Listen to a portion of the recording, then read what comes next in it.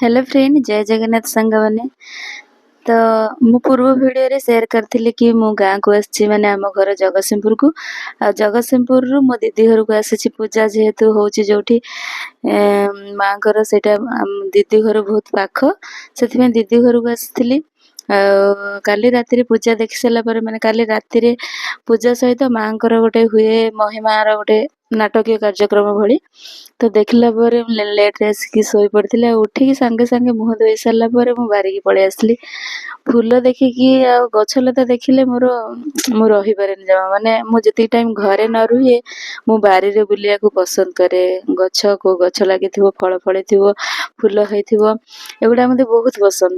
ସେଥିପାଇଁ ମୁଁ ଆଗ ଉଠିକି ମୁହଁଟା ଧୋଇ ସାରିକି ଆଗ ପଳେଇ ଆସିଲି ବାରିକି।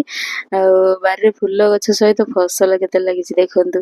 ଏଠି ମୂଳା ଆଉ ଶାଗ, ବାରିରେ ଏତେ ଫସଲ ହେଇଛି ଦେଖିଲେ ଯେମିତି ପେଟ ପୁରି ଯାଉଛି। ଆଉ ପ୍ରକୃତରେ ସହରର ମଜା ଗାଁରେ ନାହିଁ, କି ଗାଁର ମଜା ସହରରେ ନାହିଁ। ଗାଁରେ କିଛି ଦିନ ଯଦି ମାନେ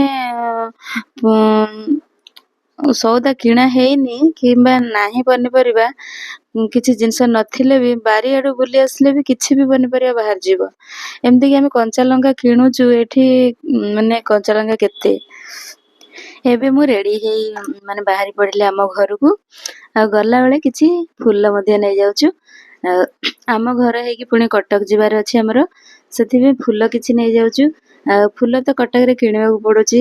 ଆଉ ସେଇଟା ସଜ କି ବାସି ସେଇଟା ତ ମୁଁ ଜାଣିନି, କିନ୍ତୁ ଏଠି ଯେହେତୁ ଫ୍ରେଶ୍ ଫୁଲ ଅଛି, ମିଳୁଛି ଗଛରୁ, କିଛି ଫୁଲ ନେଇଯାଉଛୁ।